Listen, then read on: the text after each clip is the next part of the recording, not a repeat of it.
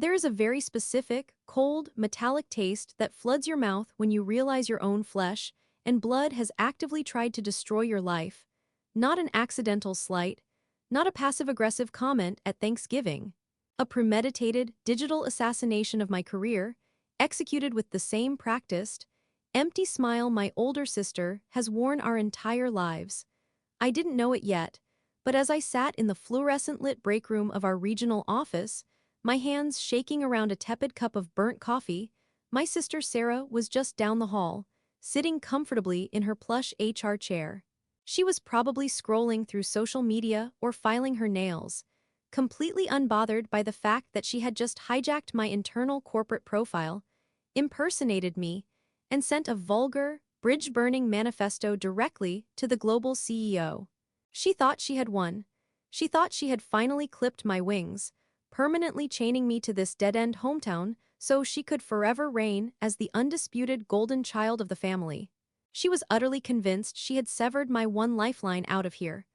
But my sister, in all her arrogant, vindictive glory, made one fatal miscalculation.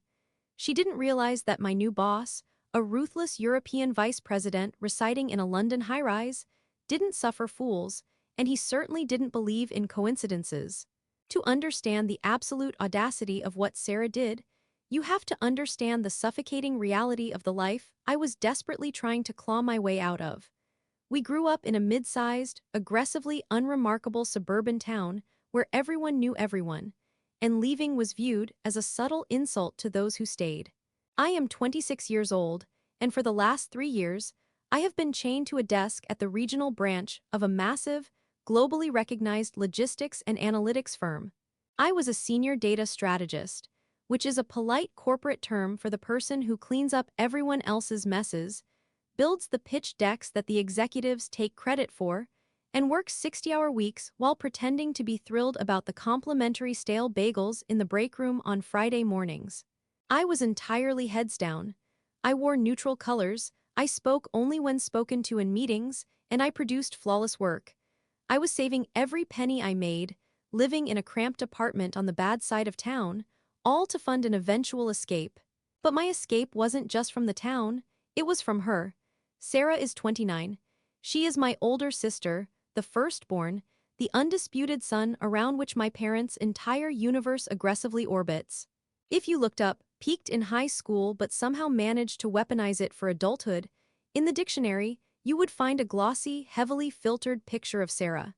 She is blonde, loud, deeply charismatic in a terrifyingly superficial way, and operates with the unearned confidence of someone who has never been told no a single time in her life. And unfortunately for me, Sarah worked at the exact same company. In fact, she worked in the exact same building. She was an HR generalist. She didn't get this job because she had a passion for employee relations, organizational psychology, or even basic administrative competence.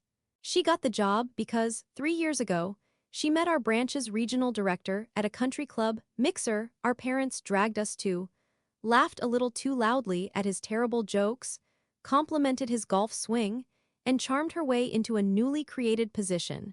Her daily responsibilities consisted of organizing office birthday parties, enforcing arbitrary dress code violations, usually targeting younger female employees she deemed a threat, and sitting in on low-level interviews where she asked deeply irrelevant questions just to hear herself speak. While I was drowning in spreadsheets, predictive modeling, and client retention strategies, Sarah was walking around the office with a clipboard, asking people if they preferred chocolate or vanilla cupcakes for the end-of-month morale booster. And yet, if you asked our parents, Sarah was essentially running the entire multinational corporation, while I was just lucky they let me use a computer. This was the toxic normal. This was the suffocating, invisible hierarchy I had existed under since the day I was born. Sarah was the golden, flawless achiever. I was the quiet, slightly disappointing afterthought. And the cardinal rule of our family dynamic was simple. I was never, under any circumstances, allowed to outshine Sarah.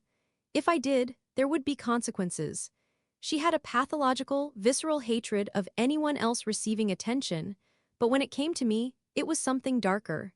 It was an active, territorial jealousy. It wasn't enough for her to win, I had to explicitly lose. I learned this lesson the hard way, over and over again.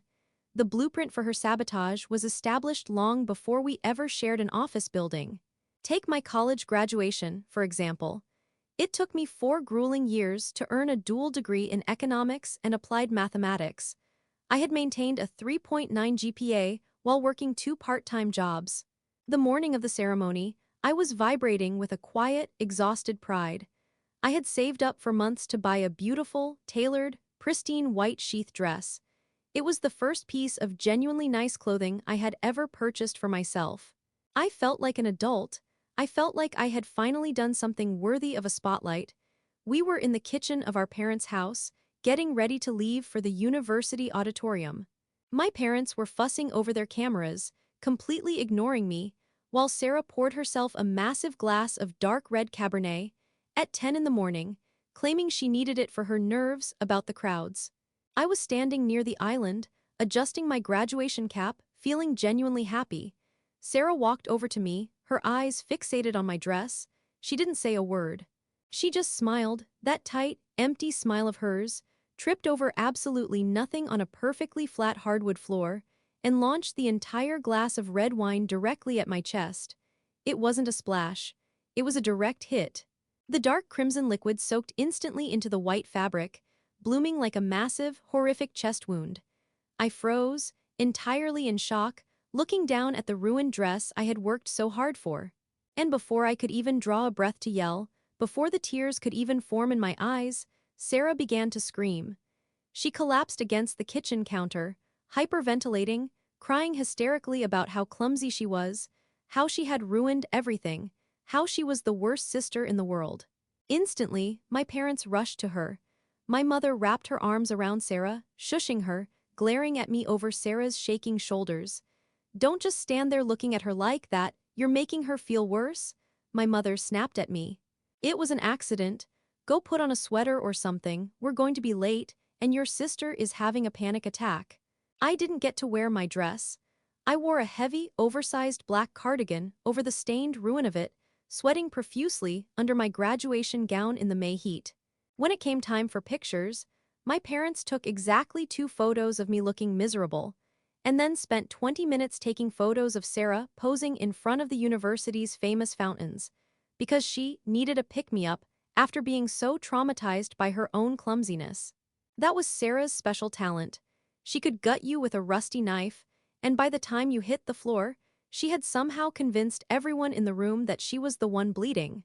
If my graduation was a masterclass in hijacking an event, my 21st birthday was a study in pure, unadulterated sabotage. I had never been a partier. For my 21st, all I wanted was a quiet dinner at a highly rated, incredibly expensive Italian restaurant downtown that I had been dreaming of trying for years. I had invited 4 close friends from my study group. It was going to be intimate, relaxed, and focused purely on good food and good company. A week before the dinner, my parents informed me that Sarah had graciously offered to take over the planning to take the stress off my plate. I begged them not to let her. I told them I already had a reservation.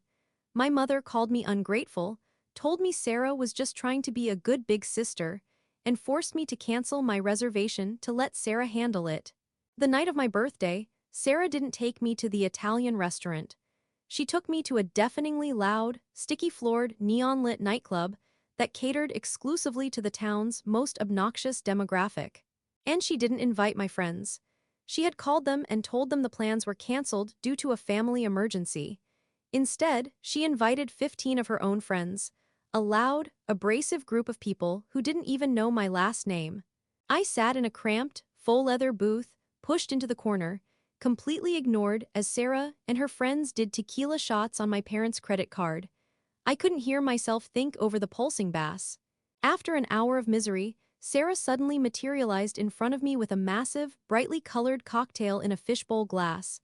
"Drink up, birthday girl," she shrieked over the music, shoving it into my hands. "I had the bartender make this special, just for you." I took a sip. It tasted like pure, unadulterated grain alcohol mixed with blue dye. It was vile, but Sarah and her friends were all watching me, chanting my name, boxing me into the booth. I forced it down, wanting nothing more than to just get through the night without a fight. 30 minutes later, the world began to spin entirely out of control. I had never been a heavy drinker, and whatever she put in that fishbowl hit my system like a freight train. I became violently, aggressively ill. I spent my entire 21st birthday hovering over a cracked toilet in a nightclub bathroom that smelled of bleach and despair, sobbing quietly.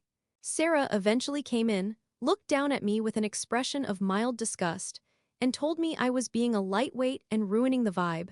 She called me an Uber, dumped me in the backseat by myself, and went back inside to party with her friends. The next morning, my parents grounded me, a 21-year-old adult, for being irresponsible and embarrassing my older sister in public. That was my life. That was the reality of existing in Sarah's shadow. If I had something good, she broke it. If I had a milestone, she stole it. And if I tried to defend myself, I was the villain breaking the family peace. So, when I realized that I had to get out of that town, out of that toxic ecosystem, and far, far away from my family, I knew I had to do it in absolute, terrifying secrecy. My escape plan materialized exactly 7 months ago, late on a Tuesday night. I was scrolling through the company's internal job board, a secure portal accessible only to current employees.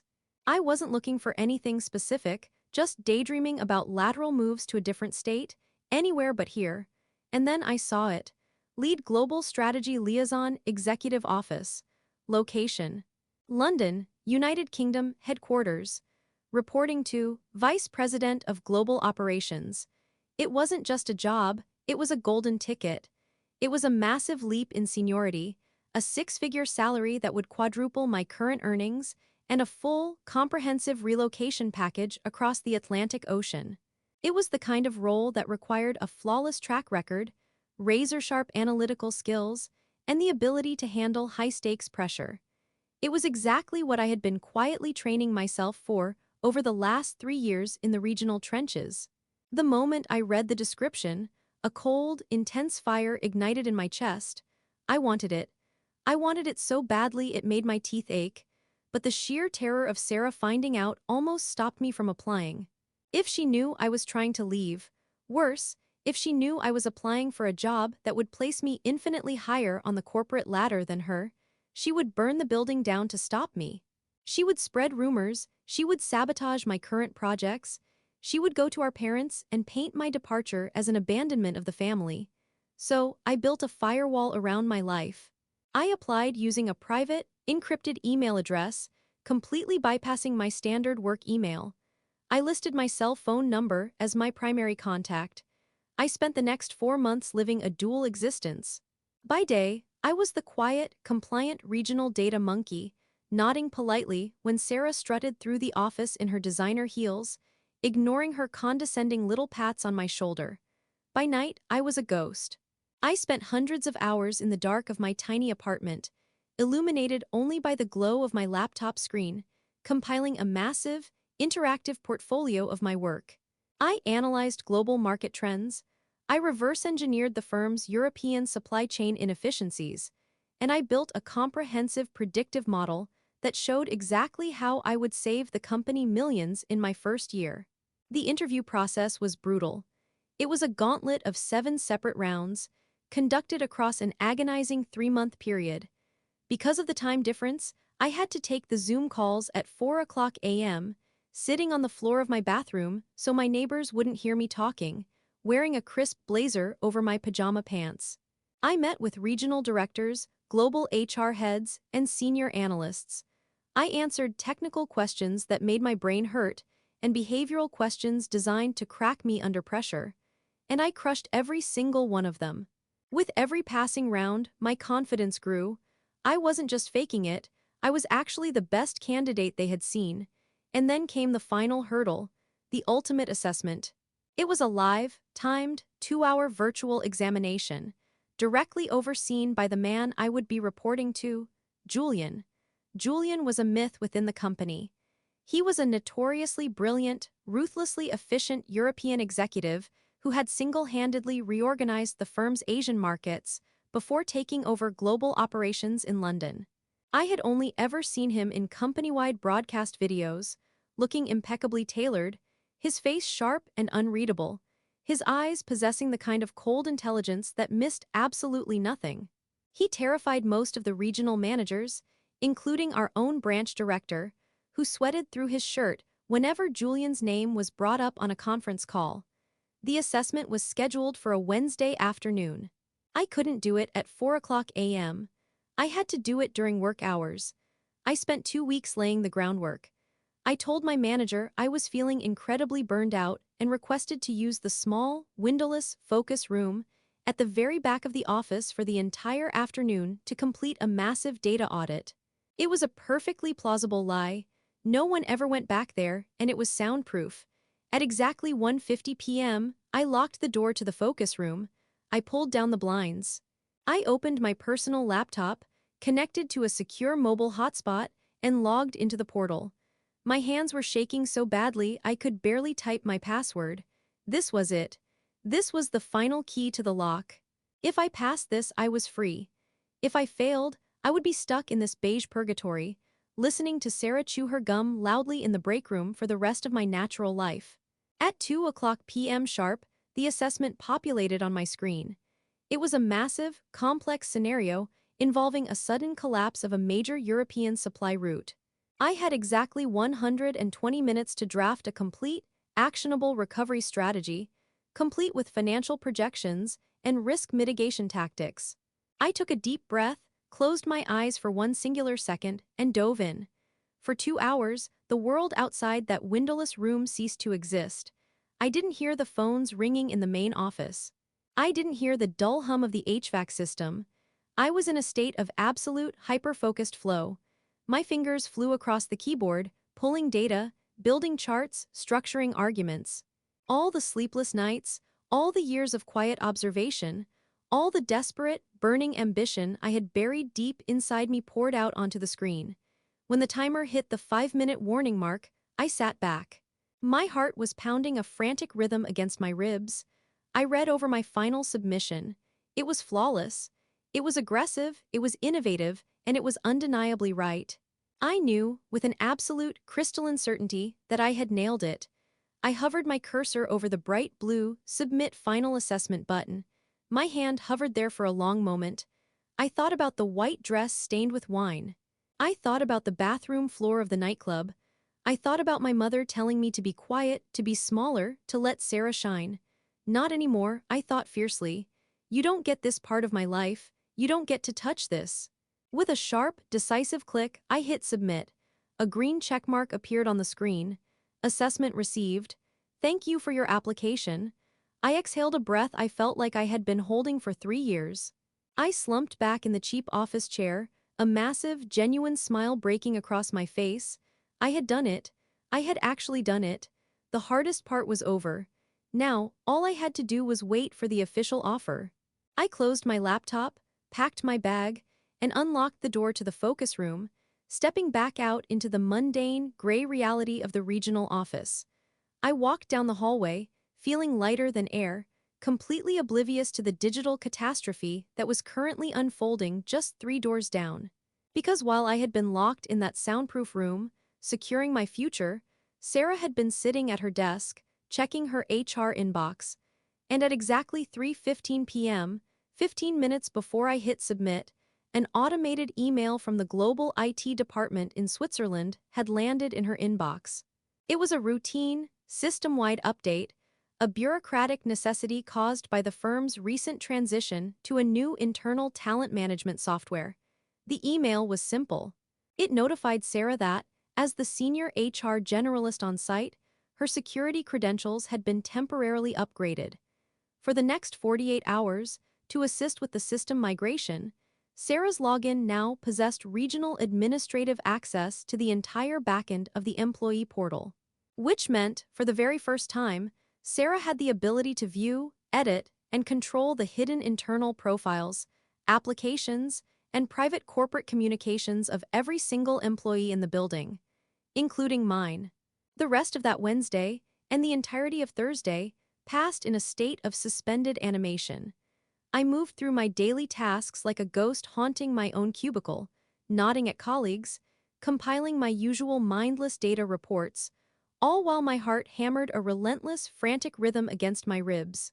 I knew my assessment had been submitted, I knew it was flawless, but the waiting was a physical agony, a tight band of pressure wrapped around my chest that made it difficult to draw a full breath. I was terrified to check my personal email, and terrified not to. I must have refreshed the browser on my phone 200 times under my desk. Friday morning arrived wrapped in a dense, suffocating fog, both outside the office windows and inside my own head. I had barely slept. I was running on nothing but black tea and sheer, unadulterated adrenaline. I sat at my desk, staring blindly at a spreadsheet when my phone vibrated in my lap. A single, short buzz. I looked down. The notification banner on the screen was plain text, but it might as well have been written in glowing neon. New message from Global Executive Talent Acquisition, London. My breath hitched. I practically threw my phone into my purse, stood up abruptly, and power walked to the women's restroom. I locked myself in the handicap stall, my hands shaking so violently, I dropped my phone on the tile floor before I could unlock it. I scooped it up, swiped the screen, and opened the email. There was no preamble. There were no generic platitudes. Attached was a formal, heavily watermarked PDF document bearing the crest of the global headquarters. Dear My Name, following an exemplary performance during your final assessment, and upon the direct recommendation of Julian, last name, Vice President of Global Operations, we are thrilled to extend this formal offer of employment for the position of Lead Global Strategy Liaison. I stopped reading. The words blurred together. I had to wipe my eyes with the back of my hand, smearing my mascara, just to focus on the numbers detailed in the paragraphs below. The salary was listed in pounds sterling. When my brain finally managed the mental conversion rate to US dollars, my knees actually buckled. It was a massive, staggering sum. It was more money than my father made after 30 years at his firm. Below that was a generous, fully funded corporate relocation package that included a month in a serviced luxury apartment in central London while I looked for a permanent lease. My official start date was exactly 1 month away. I clamped a hand over my mouth to stifle the sound that clawed its way up my throat. A raw, ugly, beautiful sound that was half laugh, half sob. I pressed my back against the cool metal of the stall partition and slid down until I was sitting on the floor, weeping silently into my palms. I had done it. Against every odd, against the suffocating gravity of my hometown, against the crushing weight of my family's expectations, I had broken the chains. I was free. I was going to London. I spent the rest of Friday floating on a cloud of untouchable euphoria. I printed the offer letter at a local copy shop on my way home, wanting the physical proof of my escape in my hands. Over the weekend, I read it until I had memorized every single comma. And then, Sunday arrived. The mandatory family dinner. Normally, these dinners were an exercise in psychological endurance. We would gather at my parents' house, a meticulously decorated, aggressively sterile 4-bedroom home, where my mother would serve dry pot roast and my father would silently drink scotch, while the entire evening revolved around whatever minor, manufactured drama Sarah was currently experiencing. I walked through the front door that evening feeling a strange, intoxicating sense of invincibility. The offer letter was folded neatly in my purse. I wasn't just a disappointed sigh of a daughter anymore. I was a lead global strategy liaison. We sat down at the dining room table. For the first 20 minutes, the conversation went exactly as expected.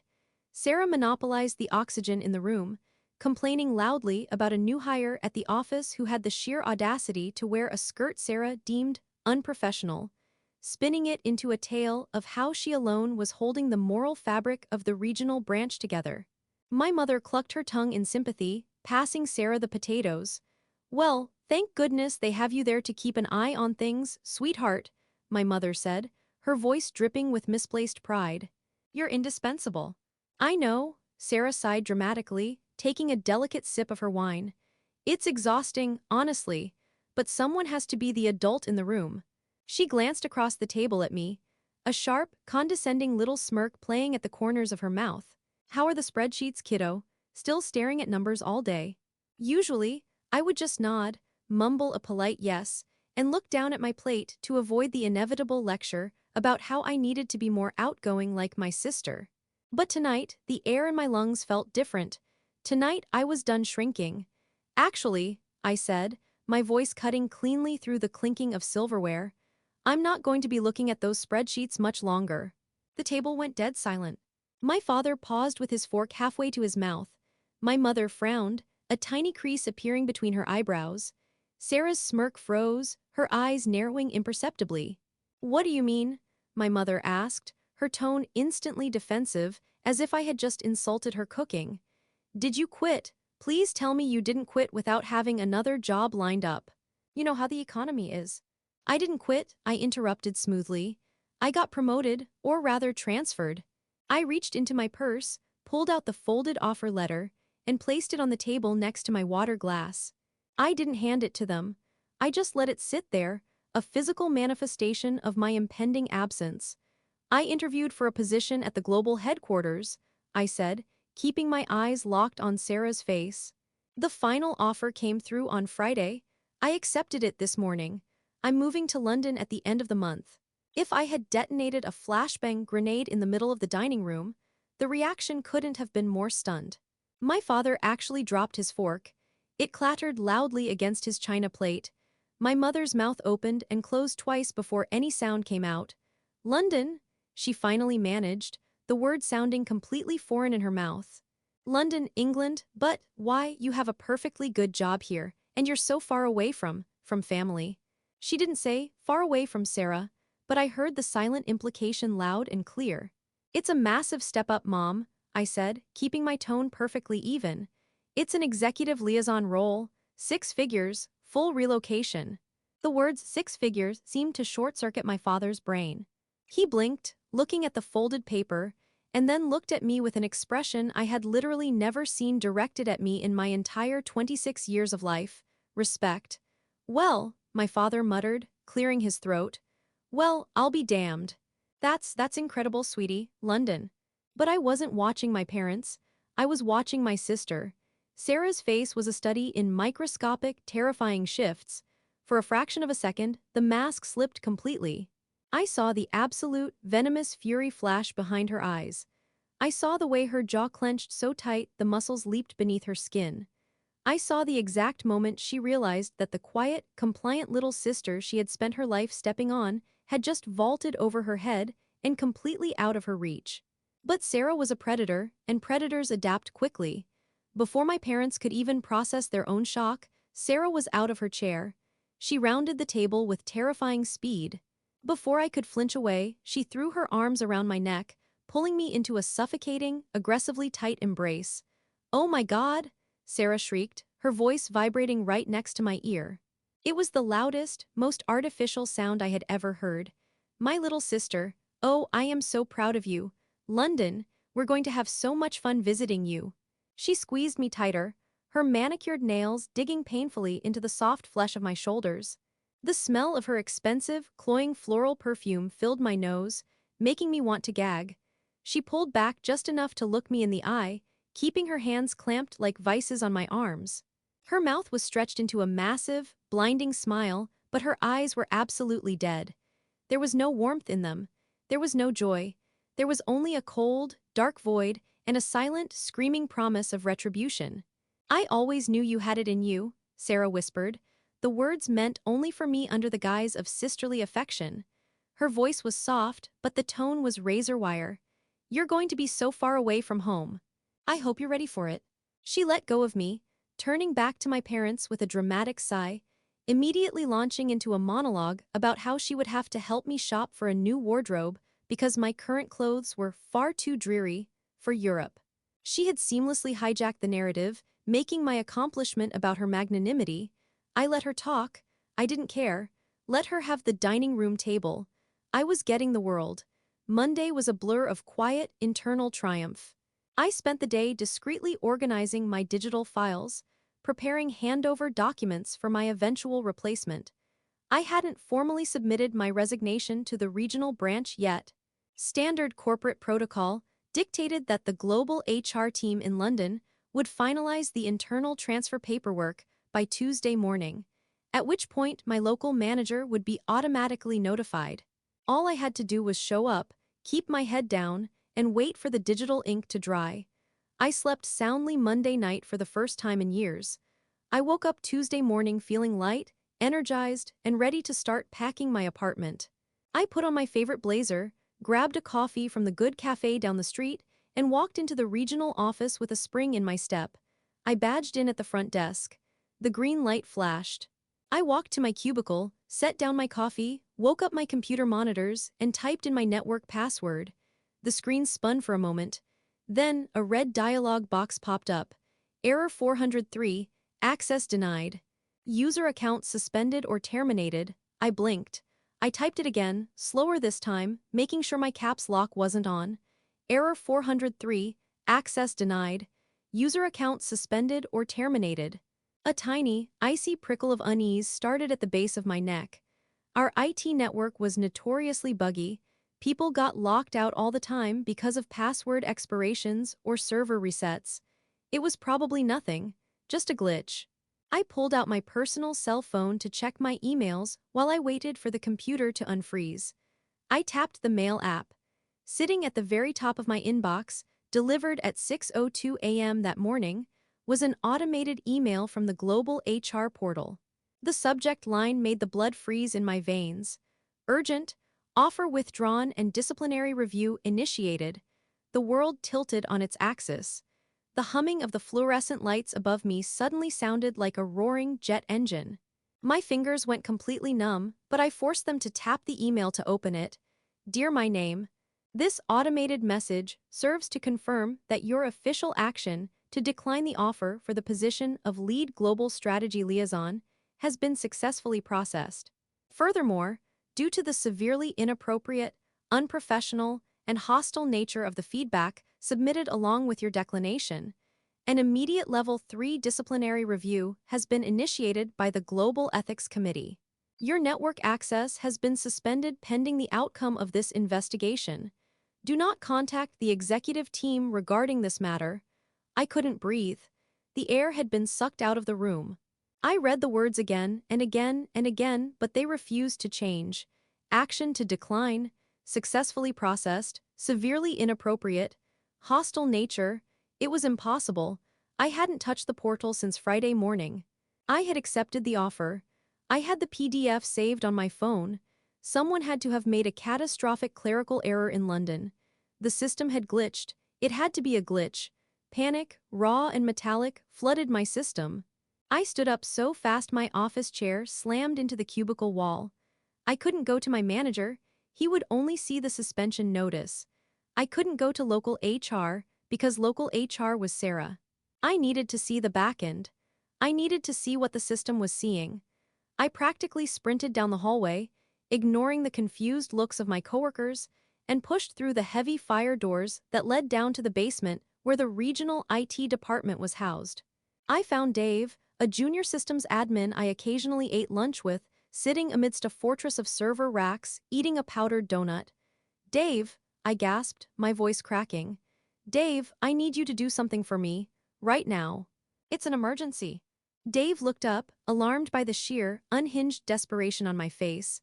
Whoa, hey, what's wrong? You look like you're going to throw up. I'm locked out of the network, I said, leaning over his desk, lowering my voice to a frantic whisper. I got an automated email saying my account was suspended and I declined an internal transfer. But I didn't. I need you to look at my profile in the talent portal. You have global viewing rights, right? Please, Dave, look at my profile. Dave hesitated, dusting sugar off his fingers. Technically, I shouldn't peek at HR stuff unless there's a ticket submitted. Dave, I am begging you on my life, I pleaded, tears threatening to spill over my eyelashes. Just look. Seeing my absolute terror, Dave sighed and turned to his monitor. He typed rapidly, bringing up the gray administrative backend of the company's internal portal. He searched my employee ID number. My profile loaded. Okay, Dave said, squinting at the screen. Yeah, your account is locked, flagged for review. Let's look at the activity log. He clicked a tab. A list of timestamps and actions populated the screen. All right, so. Friday morning, an offer letter was generated. Status changed to offer extended. Dave scrolled down. Then, nothing over the weekend, and then, oh wow. What? I demanded, my hands gripping the edge of his desk so hard my knuckles were white. What is it? Yesterday evening, Dave said, his voice dropping an octave, sounding genuinely disturbed. At 6:45 p.m., someone logged into your profile through the internal system. They clicked decline offer, and then, Jesus. Dave, tell me. When you decline an offer in the system, it asks for optional feedback, Dave explained slowly, leaning closer to the screen. Whoever logged in, they left a message. In the feedback box. He turned the monitor slightly so I could see it. The text box was filled with a paragraph of pure, unadulterated vitriol. It was written in my name, directly addressing Julian, the vice president of global operations. I read the words, and I felt the last lingering shreds of my reality crumble into dust. The message didn't just decline the job, it called the company a sinking ship. It insulted Julian's intelligence, his management style, and his European heritage using slurs that made me physically nauseous. It explicitly told the global CEO to take his job offer and shove it up his arrogant, corporate expletive. It was the kind of message you write when you don't just want to burn a bridge. You want to nuke the entire continent it was built on. It was a career-ending, industry blacklisting, scorched earth manifesto, and it had my name attached to it. Who did this? I whispered, staring at the screen, the room spinning violently around me. Dave, someone hacked my account. I was at home at 6:45 p.m. yesterday. I wasn't even on my computer. I can't tell from the screen, Dave stammered, clearly terrified to be looking at this level of corporate treason. I only have viewing rights. I can't see the IP addresses or the session tokens. Only global security or high-level HR admins can see where the login originated. High-level HR admins. The words slammed into me like a physical blow to the chest. The memory of Sarah's dead, smiling eyes at the dinner table flashed in my mind. I hope you're ready for it. She hadn't just sabotaged my graduation dress or my birthday party. She had weaponized her administrative access. She had waited until I was safely out of the building, logged into my secure profile, impersonated me, and digitally slaughtered my entire future. She had ensured I wouldn't just lose the London job. I would be fired from the company in disgrace, blacklisted from the entire corporate sector, and permanently grounded in this miserable town with her. Close it, I told Dave, my voice suddenly hollow, devoid of all emotion. Close it, don't tell anyone you looked at this. I didn't wait for his response. I turned and walked out of the IT basement. My legs felt like they were made of lead. I couldn't go back to my cubicle. I couldn't look at my dead computer screens. I moved blindly toward the employee break room on the second floor. It was early enough that it was empty. I pushed the door open, stumbled inside, and collapsed into one of the cheap plastic chairs in the corner. The adrenaline crashed, leaving nothing behind but a hollow, agonizing despair. I put my head in my hands and finally broke. I sobbed. I sobbed for the life in London that had been ripped away from me. I sobbed for the sheer, unfair cruelty of being tethered by blood to a monster. I had done everything right. I had worked in secret, I had earned my escape, and she had destroyed it with a few clicks of a mouse because she couldn't bear the thought of me succeeding. The break room door clicked open. I didn't look up, desperately trying to wipe the tears from my face, hoping whoever it was would just grab a water and leave. But the footsteps didn't walk toward the fridge. They walked deliberately toward my corner. "Oh, sweetie," a voice said softly. I froze. I slowly raised my head. Sarah was standing there. She was wearing a pristine, tailored blush pink suit, looking like she had just stepped out of a magazine. She held 2 steaming cups of coffee from the expensive machine in the executive suite. She looked down at me, taking in my red, puffy eyes, my smeared makeup, my trembling hands. And then she smiled. It was the most horrific, triumphant smile I had ever seen, masked perfectly beneath a veneer of manufactured pity. "I heard the news," Sarah whispered, pulling out the chair next to me and sitting down. She slid one of the coffee cups across the table toward me. "The regional director just got the email about your suspension. Everyone is talking about it." I stared at her. I couldn't speak. If I opened my mouth, I was going to scream until my vocal cords shredded. I don't understand," Sarah continued, her voice dripping with fake, cloying sympathy. She reached out and patted my hand, which was curled into a tight fist on the table. Why would you write those horrible things to the vice president? Was the pressure getting to you? Did you just snap? She was reveling in it. She was drinking in my devastation like it was fine wine. You did this, I croaked, the words tearing out of my throat like shards of glass. You got into my account. Sarah's eyes widened in a pitch-perfect display of shocked innocence. Excuse me, why on earth would you say something so terrible? I would never, I'm your sister. She leaned in closer, dropping the volume of her voice so only I could hear. The sympathy vanished, replaced by a cold, hard sneer. The corporate world is just so cutthroat, little sister, Sarah murmured, her eyes locked onto mine. It's a lot of pressure. Clearly, you couldn't handle it. It's a good thing you have your big sister here to look out for you. I'll talk to the director. I'll see if I can get them to let you resign quietly, instead of a public firing. You won't get severance, of course, but it's the least I can do. She patted my fist one last time, stood up and smoothed her skirt. Drink your coffee, she said brightly. It'll make you feel better. She turned and walked out of the break room, the click-clack of her heels echoing like gunshots in the quiet room.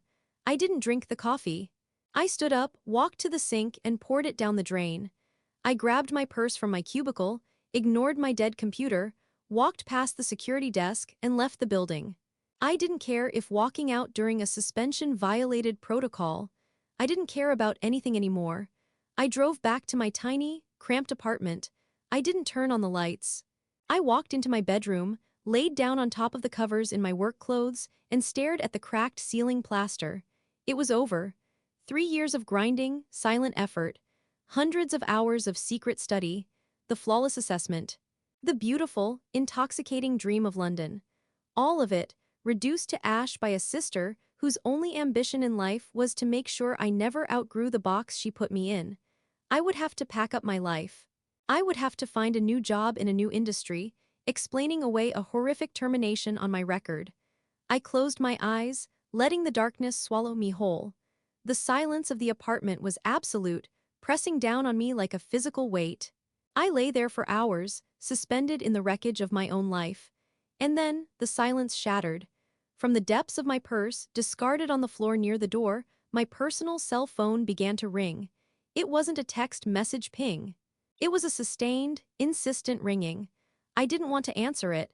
I assumed it was my mother, calling to berate me after Sarah inevitably called her to twist the narrative of my failure. But the ringing didn't stop. It just kept going, loud and demanding in the dark room. Slowly, mechanically, I rolled off the bed, walked over to my purse and pulled out the phone. I looked at the glowing screen. It wasn't my mother. It wasn't the regional office. It wasn't a local number at all. The caller ID displayed a string of digits beginning with +44. The country code for the United Kingdom. I stared at the glowing +44 on my phone screen, my brain struggling to process the digits through the thick, suffocating haze of my despair. It was a London country code. For a wild, irrational second, I thought it might be an automated global HR bot calling to officially read me my termination rights. I didn't want to answer. I wanted to throw the phone against the far wall and watch it shatter into 100 irrecoverable pieces. But the phone kept vibrating, practically burning a hole into the palm of my hand. My thumb, moving entirely on its own terrified accord, swiped the green icon across the glass. I pressed the cold speaker to my ear. "Hello?" I whispered. My voice sounded wrecked, raspy and hollow, like it belonged to a stranger. Am I speaking to the senior data strategist who submitted the European Logistics Recovery Assessment on Wednesday afternoon? The voice was male, deep, and clipped with a crisp, aristocratic European accent. It was a voice that did not ask questions, it demanded information. It was a voice entirely unaccustomed to being kept waiting. I stopped breathing.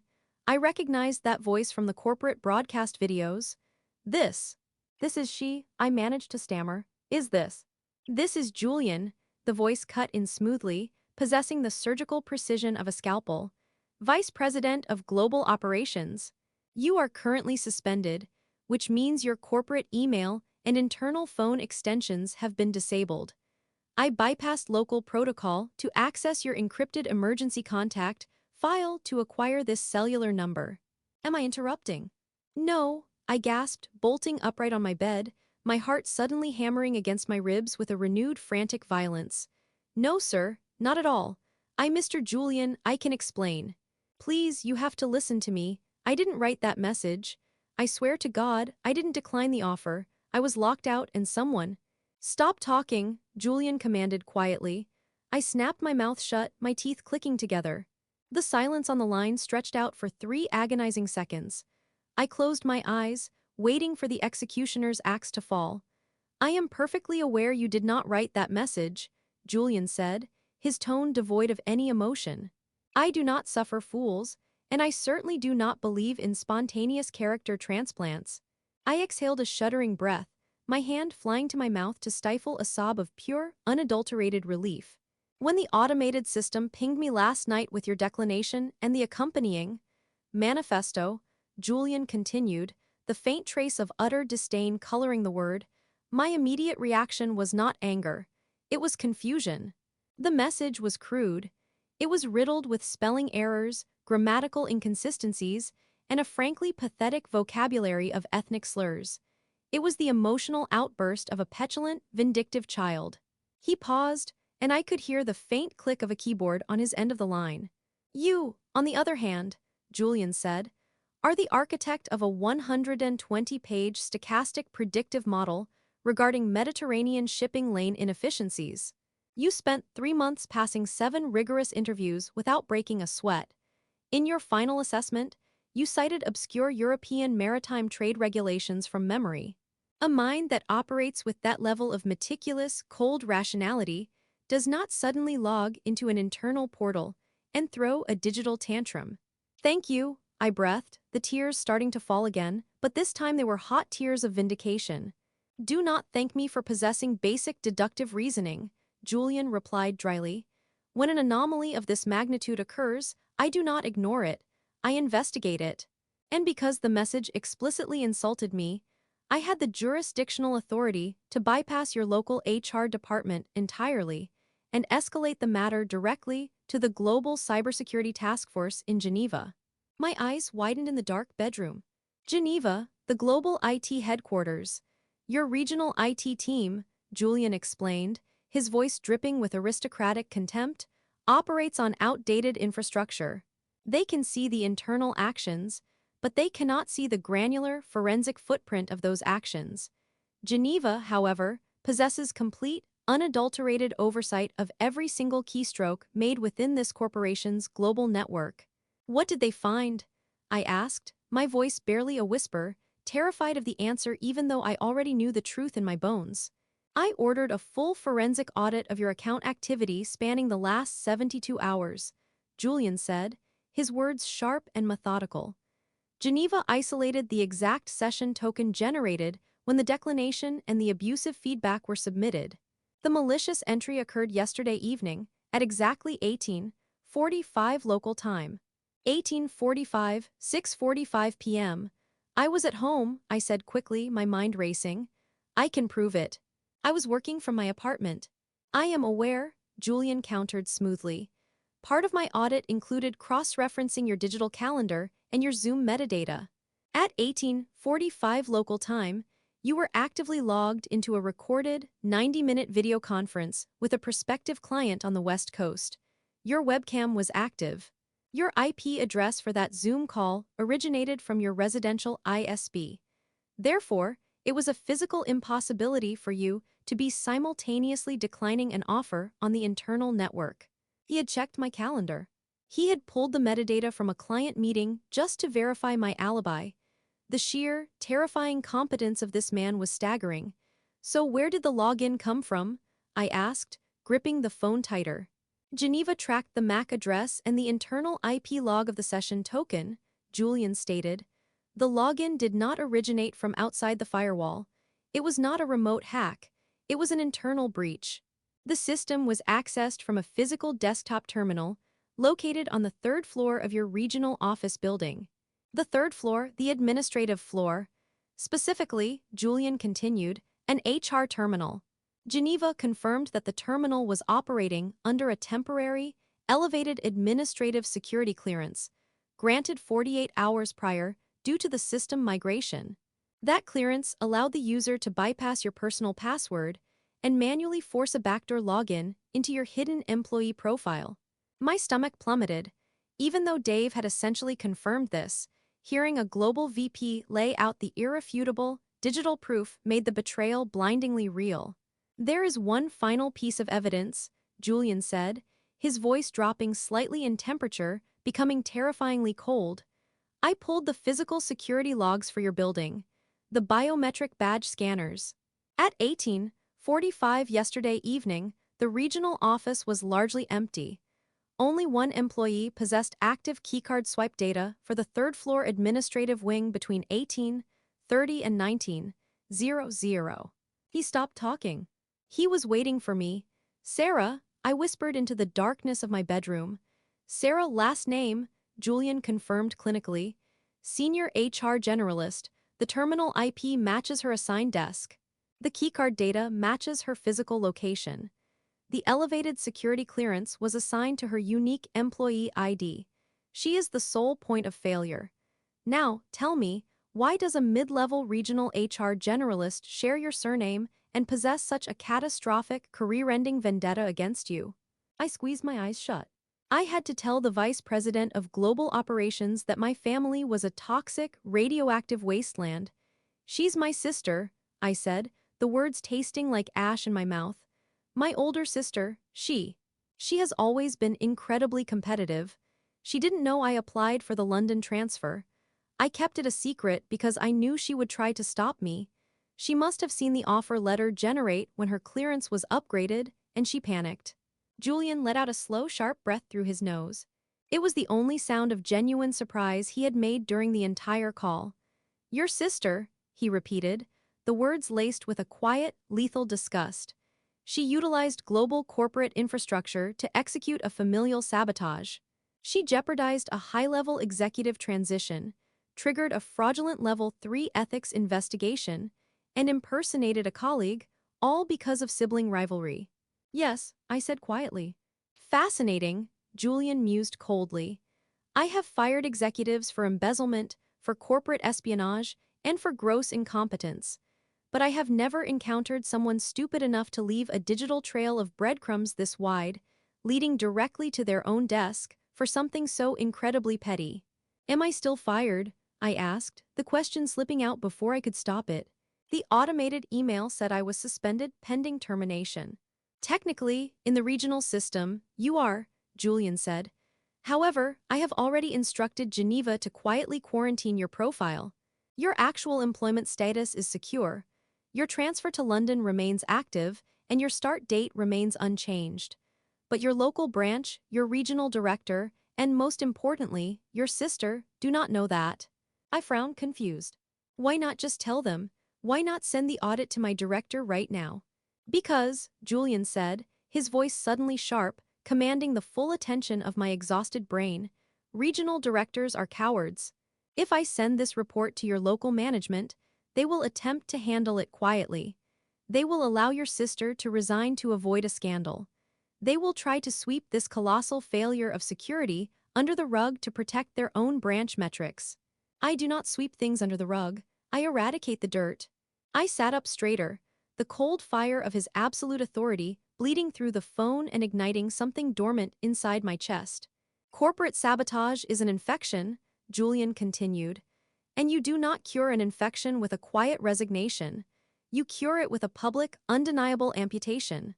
I am going to make an example out of your sister that will ensure no one in this company ever attempts to compromise my talent pipeline again. But to do that, I need your absolute compliance." "Tell me what to do," I said without a single second of hesitation. "The trap must remain pristine," Julian instructed, his tone shifting into pure operational strategy. "If your sister suspects that Geneva is running an audit, she possesses the administrative rights to manually wipe the local physical access logs or attempt to corrupt the local server backups before I can secure them entirely. We cannot allow her to panic. She must believe she has achieved total victory." "You want me to play dumb?" I realized, a sick, twisted thrill beginning to mix with my lingering nausea. I want you to be a masterpiece of defeat, Julian corrected. Tomorrow morning, you will receive an official notification from your local HR department, likely from her, instructing you to return to the office to pack your personal belongings under the supervision of security, pending the finalization of the ethics review. You will go, you will act utterly devastated, you will not defend yourself, you will not mention it, you will feed her ego until she is gorged on her own perceived brilliance. I swallowed hard. Faking a breakdown in front of Sarah was going to require an Oscar-worthy performance, especially now that I knew I held the ultimate winning hand. Can you do this? Julian demanded, sensing my hesitation. Can you look the woman who tried to destroy you in the eyes and hand her a victory she hasn't earned? I thought about the white graduation dress. I thought about the nightclub bathroom floor.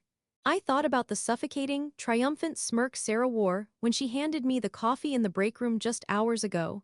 Yes, I said, my voice hardening into a blade. I can do it. Excellent, Julian said. Pack your desk slowly. Let her gloat. Let her feel invincible. The more secure she feels, the deeper she will dig her own grave. Once you have left the building, you will go home and you will pack your bags for London. Do not contact anyone from the office. And what are you going to do? I asked.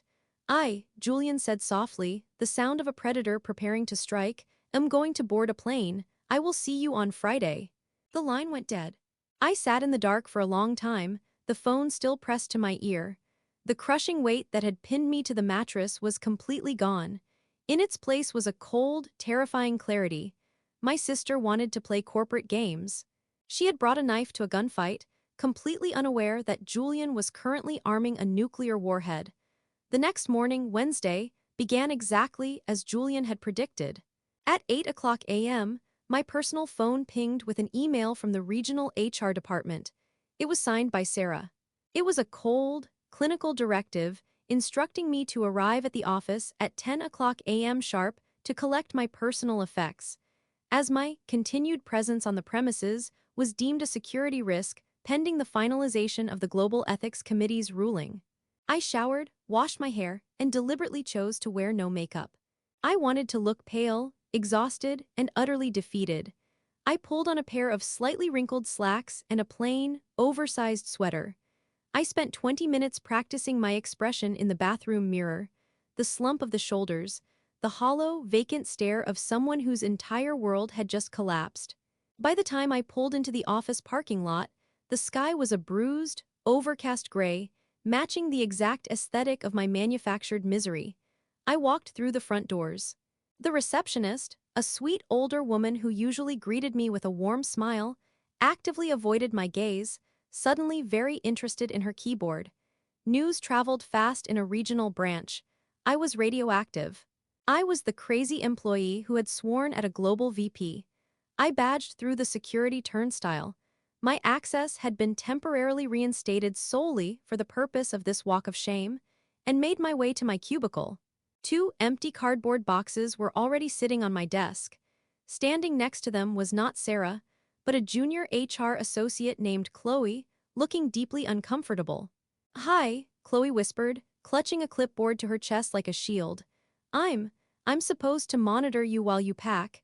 Make sure no proprietary company data leaves the premises.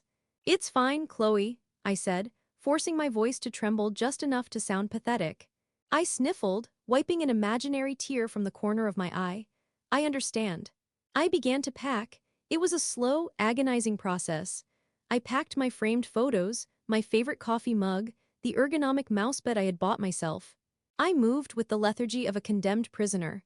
Coworkers walked past the aisle, casting furtive, whispering glances in my direction. I kept my head down, letting my shoulders shake slightly, entirely immersed in the role of the broken victim. I had filled the first box and was reaching for the second when the distinct, sharp click-clack of designer heels echoed down the laminate hallway. The sound stopped right behind me. You can go, Chloe, Sarah's voice rang out, authoritative and dripping with manufactured authority. I'll handle the rest of this. Are you sure? Chloe asked nervously. I'm the senior generalist, Chloe, Sarah said sharply. I can handle a routine disciplinary offboarding. Go back to the front desk. Chloe scurried away. I kept my back turned to Sarah, staring down into the cardboard box containing my meager desk plants. I dug my fingernails into the palms of my hands, utilizing the physical pain to force a fresh wave of tears to the surface of my eyes. "Well," Sarah said, stepping into my cubicle, invading my personal space. She crossed her arms over her chest. Today she was wearing a sharp, tailored navy suit. She looked like a CEO. She looked like a conqueror surveying a burning village. I turned around slowly. I let her see the tears tracking down my pale face. I let her see the absolute devastation in my posture. Sarah's eyes locked onto mine, and for a fleeting, terrifying second, the mask dropped entirely. The absolute, unadulterated ecstasy radiating from her was palpable. She was vibrating with it. She was drinking in my tears like they were the elixir of life. This was her masterpiece. "Look at you," Sarah whispered, her voice a cruel velvet purr. She stepped closer, invading my space. "You look awful. Why are you doing this?" I choked out, keeping my voice low, playing the desperate, confused victim to perfection. "Sarah, please, you have to tell them it was a mistake. You have to tell them the system glitched. I didn't write that message. You know I didn't." Sarah tilted her head, a mock sympathetic pout forming on her lips. "I know nothing of the sort. All I know is that the global system flagged you for gross misconduct. And quite frankly, after seeing how unstable you've been acting today, I'm starting to think the stress of the job just completely broke you." "Sarah, please," I begged, leaning into the performance, actually reaching out and grabbing her forearm. I hated touching her, but I needed her to feel my desperation. This was my one chance. This was my way out. You know how hard I worked for this. Sarah roughly yanked her arm out of my grasp, her eyes flashing with sudden, genuine malice. The sympathy act was exhausting her. She wanted to gloat. "Your way out?" she sneered, her voice dropping to a harsh, venomous hiss. "Out of what? Our family? Out of this town? You think you're better than everyone here, don't you? You think because you can read a spreadsheet, you deserve to fly off to London and play executive while the rest of us stay behind." "I never said that," I sobbed, pulling a tissue from my pocket and dabbing my eyes. "You didn't have to," Sarah hissed, leaning in so close I could smell her mint toothpaste. "You pranced around that dining room table on Sunday like you were a goddamn queen. You thought you had finally won. You thought you finally beat me." She laughed, a sharp, ugly sound that echoed in the quiet cubicle. "But you didn't," Sarah whispered, her eyes wide and dark and terrifyingly empty. "You never will. You're exactly where you belong. Packing your little cardboard box in a beige cubicle. You aren't smart enough for London. You aren't cut out for the big leagues. And now, thanks to your little outburst on the portal, no corporate firm in this state will ever touch you. Your blacklisted little sister." She was laying it all out. She was so drunk on her own power, so utterly convinced of her digital invincibility, that she was practically confessing right to my face. She thought the system was an impenetrable fortress, and she was the only one holding the keys. "I'll have to start over," I whimpered, letting my knees buckle just slightly, bracing myself against the desk. "I have nothing." "You have me," Sarah said, the sickly sweet veneer instantly snapping back into place as another coworker walked past our aisle. She patted my shoulder condescendingly. "I'll always be your big sister. Maybe I can help you find something. Retail, something with less stress. You'd be good at folding shirts." It took every ounce of self-control I possessed, every shred of discipline I had cultivated over the last 3 years, not to reach across the desk and strangle her. I wanted to scream Julian's name in her face. I wanted to tell her about Geneva, about the MAC addresses, about the fact that she was currently standing on the digital trapdoor of a gallows she had built herself. But I remembered Julian's cold, European voice in my ear. Let her gloat. The more secure she feels, the deeper she digs. So I did the hardest thing I have ever done in my life. I bowed my head. "Okay," I whispered, defeated. "Okay." I picked up the cardboard box. It was heavy, but the weight felt insignificant compared to the massive, coiled spring of anticipation winding tighter and tighter inside my chest. "Security is waiting by the elevators to take your badge," Sarah said brightly, checking her watch. "I'd walk you out, but I have a meeting with the regional director to discuss my upcoming quarterly bonus. He's very impressed with how I've handled this whole crisis." "Goodbye, Sarah," I said, not looking at her. "Drive safe," she chirped, I walked away. I carried my box down the center aisle of the office, feeling the eyes of 50 people burning into my back. I didn't look up. I maintained the slow, shuffling gait of the utterly destroyed. I reached the elevators, handed my keycard to the silent security guard, and stepped into the cab. As the doors began to slide shut, I looked up. Through the narrowing gap, I saw Sarah standing at the far end of the hallway. She was watching me leave, and she was smiling. The heavy metal doors closed, sealing me inside the elevator. The moment the cab began its descent, the tears stopped. The slump in my shoulders vanished. I stood up perfectly straight in the empty, mirrored box, taking a deep, shuddering breath of recycled air. A slow, dark, predatory smile spread across my face. I had played my part perfectly. The trap was set. The bait had been swallowed whole. I walked out of the lobby, ignoring the rain that had begun to mist over the parking lot, and loaded my box into the trunk of my car. I climbed into the driver's seat, started the engine, and pulled out onto the main road, heading back toward my apartment. I wasn't going to look for retail jobs. I was going to pack my suitcases for a first-class flight to the United Kingdom. My phone buzzed in the cup holder. I picked it up at the red light. It was a text message from an unsaved international number. Performance verified. The target suspects nothing. Wheels up from Heathrow in 2 hours. See you Friday. I locked my phone, put the car in drive, and drove home. Thursday was a ghost day. I didn't leave my apartment. I spent the entire day washing clothes, rolling them tightly, and packing my 2 massive suitcases. I canceled my utilities. I drafted an email to my landlord utilizing the break lease clause in my contract. I was methodically, surgically erasing my footprint from this town, preparing for a resurrection on another continent. Every few hours, I would pause and look at the wall, imagining what was happening in the regional office. Sarah was likely holding court in the break room, whispering tragic, fabricated details about my mental breakdown to anyone who would listen. She was cementing her narrative, fortifying her position as the stable, competent sister who had tried her best to save me from myself. She had no idea that a Boeing 777 was currently soaring over the Atlantic Ocean, carrying the architect of her destruction. Friday morning broke with a crisp, terrifying clarity. The overcast skies had cleared, leaving behind a sharp, blinding blue. I woke up at 6 o'clock a.m. I didn't need an alarm. I had slept exactly 4 hours, my body humming with a low-frequency vibration of pure adrenaline. Today was the day. Julian had not given me specific instructions for Friday, other than to wait for his signal.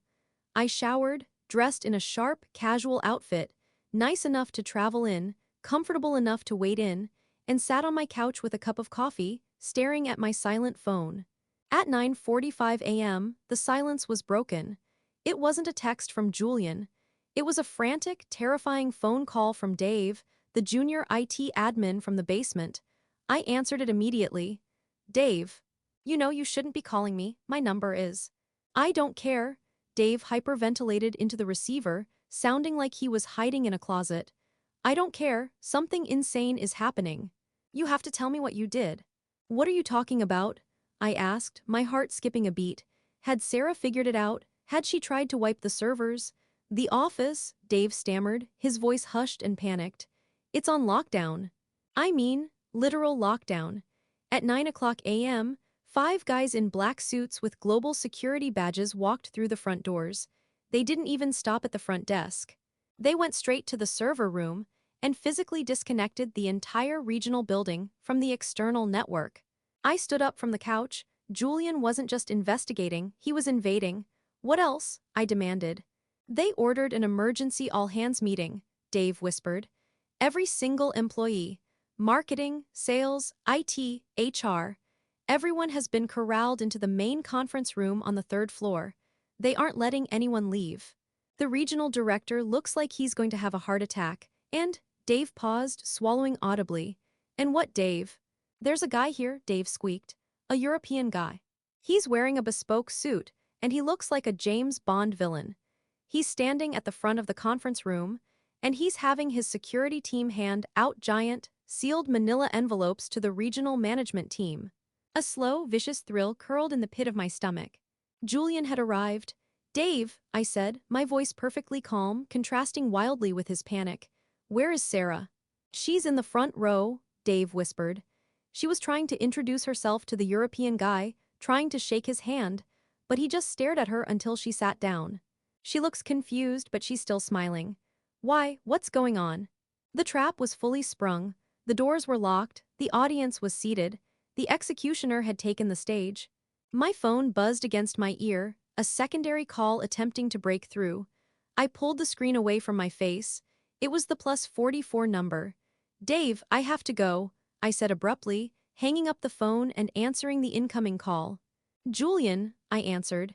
You have 20 minutes, Julian's voice came through the speaker, echoing slightly, as if he were standing in a large, quiet room.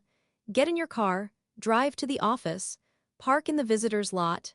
Do not come inside until I tell you. I'm on my way, I said. I grabbed my keys, walked out of my apartment, and locked the door behind me for the last time. The drive to the regional office took exactly 14 minutes, but it felt like traversing an entire lifetime. Every traffic light, every turn, every familiar, suffocating landmark of my hometown seemed entirely alien to me now. I gripped the leather steering wheel of my car until my knuckles turned a bruised, bloodless white, my heart hammering a frantic, echoing rhythm against my ribs.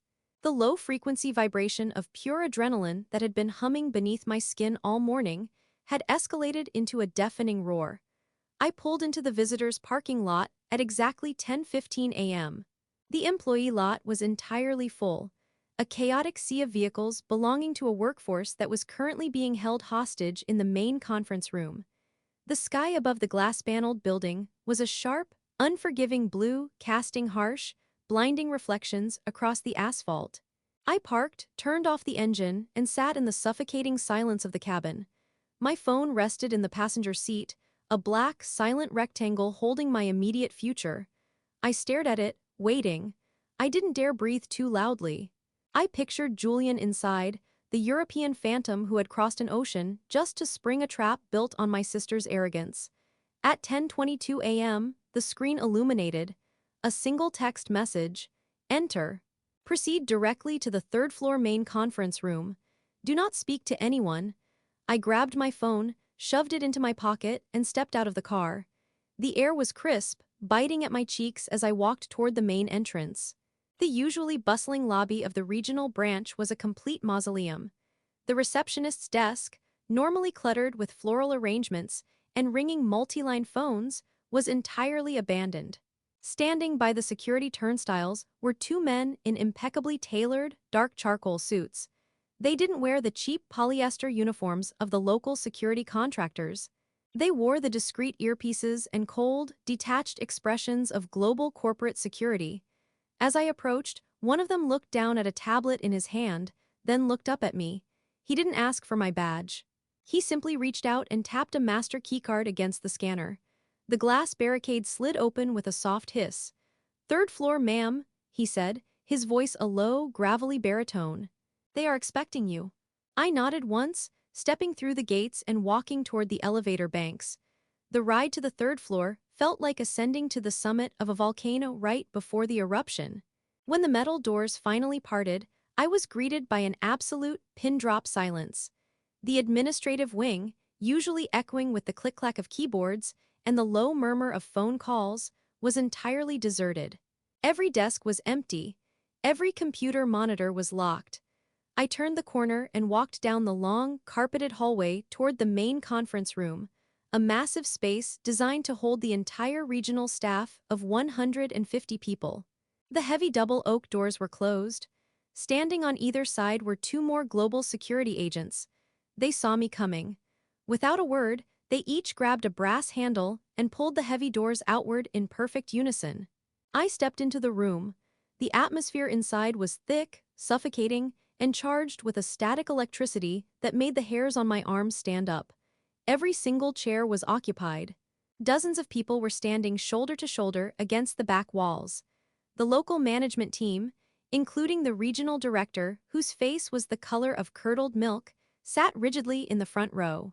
And sitting directly in the center of the front row, wearing her pristine navy power suit and an expression of profound, manufactured confusion, was my sister, Sarah. Standing at the front of the room, casually leaning against the polished mahogany podium, was Julian. He was everything I had expected and infinitely more terrifying in person. He wore a bespoke midnight blue suit that hung on his frame with predatory elegance.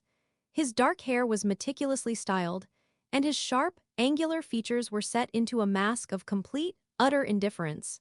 He possessed the kind of commanding, gravity-altering presence that instantly made everyone else in the room feel small, inadequate, and acutely aware of their own breathing.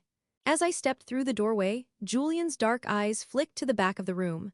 He saw me. A microscopic, almost imperceptible nod of acknowledgement dipped his chin. The heavy oak doors clicked shut and locked behind me, echoing like a gunshot in the silent room. 150 heads whipped around to look at me. Gasps rippled through the crowd. I was supposed to be a ghost. I was the disgraced, suspended employee who had walked out in a puddle of tears 2 days ago. Dave, the junior IT admin, caught my eye from where he was wedged against a filing cabinet, his jaw practically resting on his chest. Sarah turned around in her chair. When she saw me standing there, wearing a sharp blazer and an expression of absolute, stone-cold composure, the complete antithesis of the broken woman she had mocked in the cubicle, her manufactured confusion shattered. A genuine flicker of unease crossed her features, her brow furrowing tightly. She opened her mouth, likely to assert her HR authority and demand my removal, but before she could make a single sound, Julian spoke. "Ah," Julian's voice resonated through the room.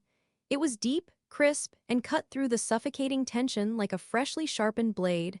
"The final piece of our puzzle has arrived. Please stand at the back." We were just getting to the primary agenda. He didn't use a microphone. He didn't need to. He commanded the acoustics of the room entirely through sheer, terrifying authority. Julian pushed off the podium and slowly began to pace the width of the room, his hands clasped behind his back. "For those of you who have not yet deduced my identity," Julian began, his aristocratic European accent dripping with cold authority, "I am Julian, last name, Vice President of Global Operations. I do not typically visit regional branches. I find them inefficient, bogged down by petty bureaucracy, and frankly, beneath my direct operational purview. However, I have made an exception today because this branch has achieved something truly remarkable." He stopped pacing and turned to face the audience. "This branch has managed to produce a catastrophic, unprecedented breach of corporate security, utilizing executive-level system architecture to commit an act of digital forgery, identity theft, and malicious corporate sabotage." The silence in the room deepened to the point of a vacuum. People stopped breathing. The regional director pulled a handkerchief from his pocket and aggressively dabbed at his sweating forehead. I watched Sarah. Her spine was suddenly rigid. The blood had drained entirely from her face, leaving her pristine makeup looking like war paint on a corpse. 3 days ago, Julian continued, projecting a PowerPoint slide onto the massive screen behind him, an internal transfer was finalized. It was a transfer to my division in London, awarded to an employee in this room who spent 3 years quietly building a flawless, unassailable professional record. She passed 7 rounds of global interviews and submitted an executive assessment that was, quite frankly, brilliant. The slide changed. It showed the official, watermarked offer letter with my name boldly displayed at the top. Murmurs erupted from the crowd. People were staring at me. Sarah was staring at the screen, her eyes wide, her fingernails digging so deeply into the armrests of her chair that I could hear the leather groaning. Yet, Julian's voice dropped an octave, turning dark and lethal. 24 hours after this offer was generated, I received an automated notification. The offer had been declined. He clicked the remote in his hand. The screen shifted again. A collective, horrified gasp ripped through the room. Projected in 10-foot letters for every single employee to read was the Scorched Earth Manifesto. The slurs, the profanity, the vicious insults directed at the global CEO and Julian himself. "This," Julian said, gesturing to the screen with a look of absolute disgust, "is what was submitted in the feedback portal." A pathetic, barely literate temper tantrum. It triggered an automatic system-wide suspension and a Level 3 global ethics review. It was designed to terminate the candidate's employment instantly, blacklist them from the industry, and destroy their life. He paused, letting the sheer brutality of the message hang over the room. The local HR department, in its infinite wisdom, Julian said, his eyes locking directly onto the front row, assumed the employee simply had a psychological breakdown. They initiated the offboarding process. They prepared to sweep the entire mess under the rug. Julian took a slow, deliberate step forward, closing the distance between himself and the front row. But I do not believe in psychological breakdowns that coincide perfectly with digital anomalies, Julian stated. I bypassed local jurisdiction entirely. I deployed the Global Cybersecurity Task Force in Geneva to conduct a microscopic, forensic audit of the network. Because I knew, with absolute certainty, that the candidate did not write this message, it was forged. The murmurs turned into panicked whispers. A hacker, an external breach. Geneva tracked the session tokens, Julian said, his voice rising, carrying the absolute weight of an executioner reading a verdict. They tracked the IP logs. They tracked the MAC addresses. The hack did not originate from outside the firewall. It originated from inside this building. Specifically, it originated from a terminal possessing temporary, elevated administrative privileges granted for the recent system migration. It originated from the desk of a senior HR generalist. The whispers died instantly. A sickening, horrifying realization washed over the crowd. 149 pairs of eyes slowly, inevitably, turned to look at the front row. They turned to look at Sarah. Sarah's mouth was open, opening and closing like a suffocating fish. The mask of the golden child, the pristine, untouchable HR enforcer, was shattering into a million jagged pieces right in front of my eyes. Sarah, last name, Julian said, his voice ringing out like a death knell. Stand up. Sarah didn't move, she couldn't. She was paralyzed by the sudden, overwhelming spotlight of her own destruction. I said, Julian commanded, his voice suddenly sharp, cracking like a whip, stand up.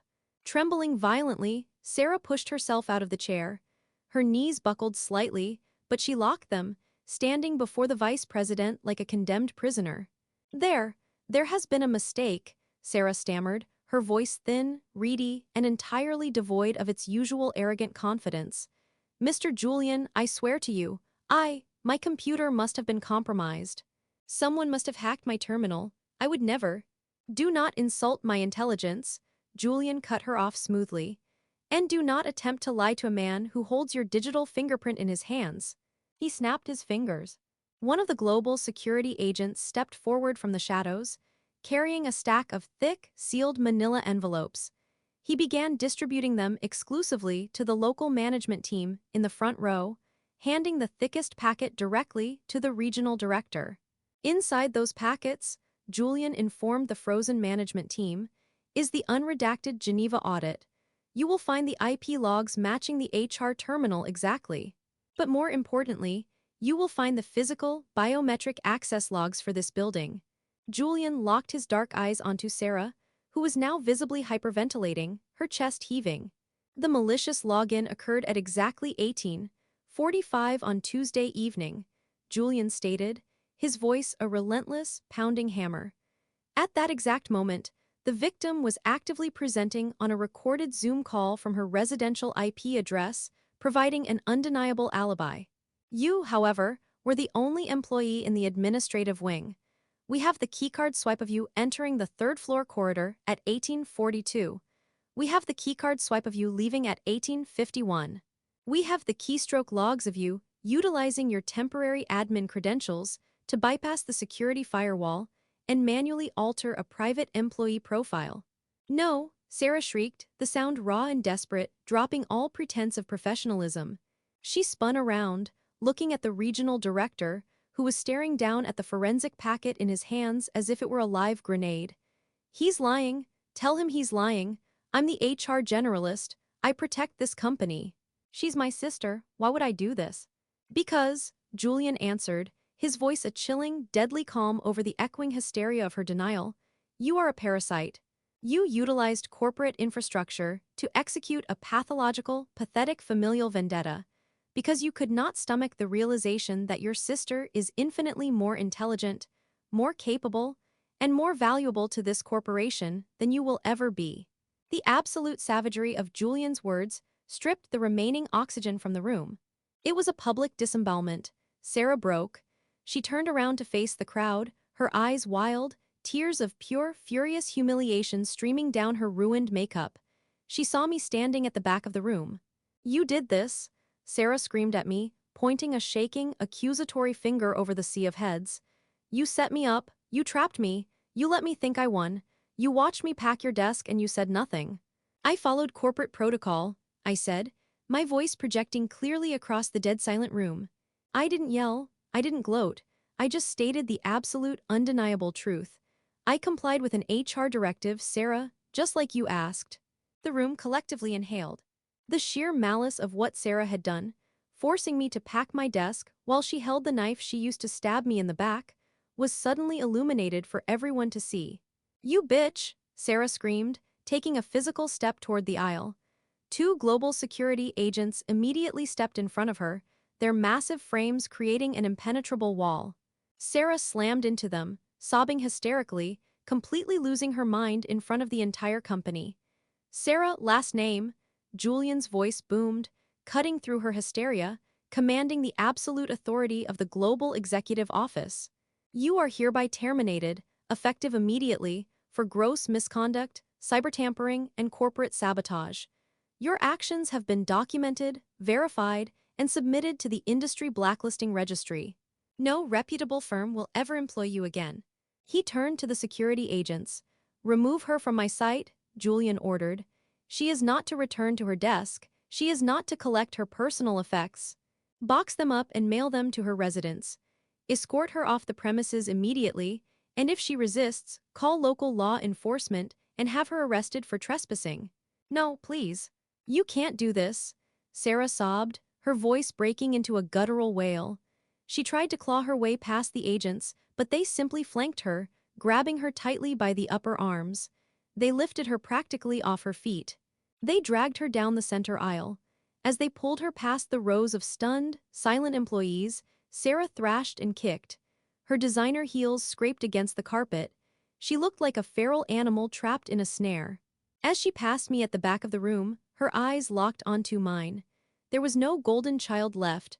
There was no arrogant smirk. There was only absolute, crushing defeat and a terror so profound it seemed to hollow out her face. I didn't smile. I didn't frown. I just looked at her with the cold, absolute indifference she had shown me my entire life. I watched the heavy oak doors open, and I watched the security agents drag my sister out into the hallway. The doors clicked shut. Her screams faded as she was forced onto the elevator. The silence that reclaimed the conference room was heavier than before. It was the silence of absolute shock. The regional director looked like he was going to vomit into a nearby trash can. Julian casually adjusted his cuffs, entirely unbothered by the psychological destruction he had just orchestrated. He turned his attention from the locked doors back to the room. "Now," Julian said, his voice returning to its normal, crisp cadence, as if he hadn't just nuked an entire career. "With the infection successfully removed, we can address the collateral damage." He looked directly at me. "Please come to the front," he instructed softly. The crowd parted for me like the Red Sea. I walked down the center aisle, my head held high, the phantom weight of my 3 years in this beige purgatory completely gone. I stepped up to the front row, standing just a few feet away from Julian. "On behalf of the Global Executive Board," Julian said, his voice loud enough for everyone to hear, but his eyes speaking only to me, "I offer my deepest, unreserved apologies for the gross negligence and horrific breach of trust you experienced at the hands of this regional branch. You earned your position in London through raw, undeniable merit, and it is a failure of this company that your transition was jeopardized by such pathetic, local incompetence." He reached into the inner breast pocket of his tailored suit and withdrew a crisp, white envelope. He handed it to me. "Your internal profile has been completely restored," Julian announced to the room. "Your official start date in London remains the same. However, to compensate you for the emotional distress and the inexcusable security failure you endured, the Global Board has authorized a formal apology." I looked down at the envelope in my hands. Inside, Julian explained.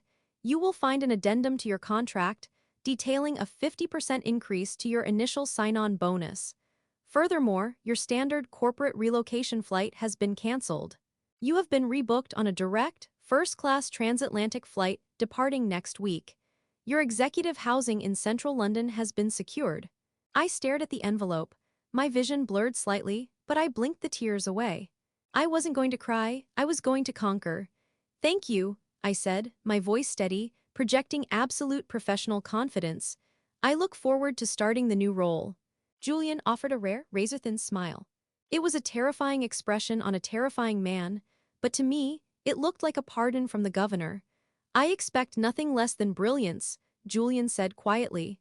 He turned back to the terrified regional director, the smile vanishing instantly.